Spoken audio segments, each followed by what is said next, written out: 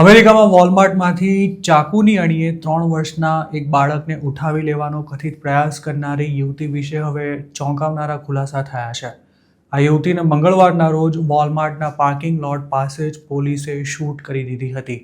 નેબ્રાસ્કાના ઓમાહામાં બનેલી આ ઘટનામાં મોતને ભેટેલી યુવતી નાઓમી ગઝમેનના બોયફ્રેન્ડ કાર્લોસે લોકલ મીડિયા સાથે વાત કરતા જણાવ્યું હતું કે તે માનસિક બીમારીથી પીડાઈ રહી હતી. નાઓમીને સિઝોફ્રેનિયા નામની બીમારી હતી અને તે દર 3 મહિને તેની ટ્રીટમેન્ટ માટે શોટ લેતી હતી. તેને નેક શોટ ચાલુ અઠવાડિયામાં જ લેવાનો હતો, પરંતુ તે પહેલાં જ વોલમાર્ટમાં તેની સાથે જે કંઈ થયું તેના કારણે હવે ત્યાં દુનિયામાં જ નથી રહી. નાઓમીના બોયફ્રેન્ડે એવું પણ જણાવ્યું હતું કે તેને શૂટ કરી દેવાને બદલે જો પોલીસે તેની સાથે શાંતિથી વાત કરી હોત કે પછી બીજી કોઈ રીતે તેની સાથે ડીલ કરી હોત તો તેને ગોળી મારી દેવાની નોબત ન આવી હોત. વોલમાર્ટમાં બાળકને ઉઠાવવાનો પ્રયાસ કરતા પહેલાં પણ નાઓમીએ આવી જ એક હરકત કરી લોકોના જીવ જોખમમાં મૂક્યા હતા. જૂન 2025માં આ યુવતીએ તેના પિતાનું ઘર સળગાવી દીધું હતું અને તે ચર્ચમાં કિચન નાઇફ લઈને ઘૂસી ગઈ હતી. તેના કારણે ચર્ચમાં હાજર લોકો ફફડી ગયા હતા અને તેના પાદરીને પોતાના રૂમમાં સંતાઈ જવું પડ્યું હતું. આ ઘટના બાદ નાઓમીને કોઈ માનસિક બીમારી છે કે કેમ તેની તપાસ કરાઈ હતી અને તેમાં તેને સિઝોફ્રેનિયા હોવાનું નિદાન થયું હતું.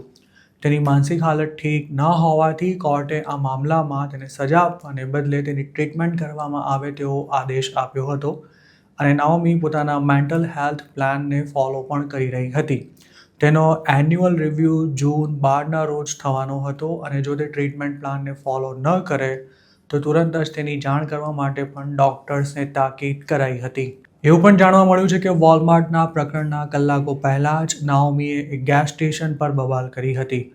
પોલીસ ત્યારે સ્પોટ પર પહોંચી ત્યારે તેણે પોતાના પર અટેક થયો હોવાનો દાવો કર્યો હતો, પણ હોસ્પિટલ જવાની ના પાડી દીધી હતી.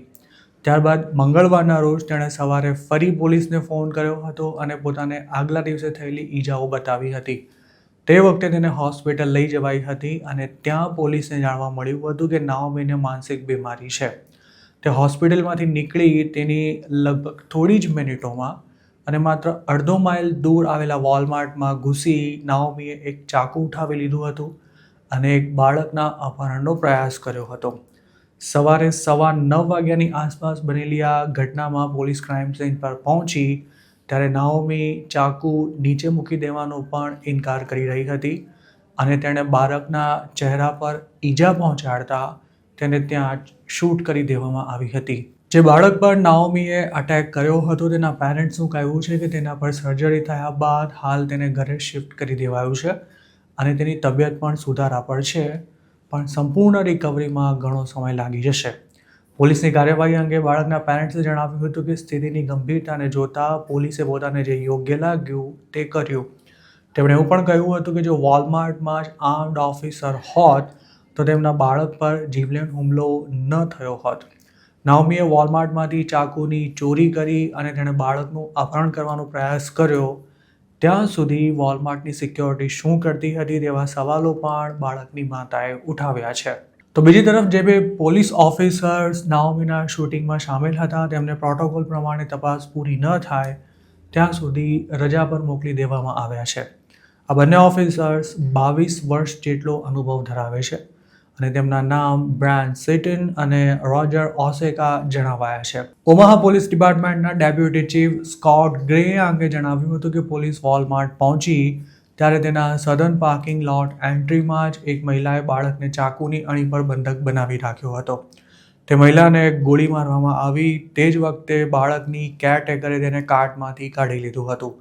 અપહરણનો પ્રયાસ કરનારી મહિલા ગોળી વાગ્યા બાદ ઢળી પડી. ત્યારબાદ પોલીસે તેનો જીવ બચાવવાની કોશિશ કરી હતી, પણ ક્રાઇમ સીન પર જ તેનું મોત થઈ ગયું હતું.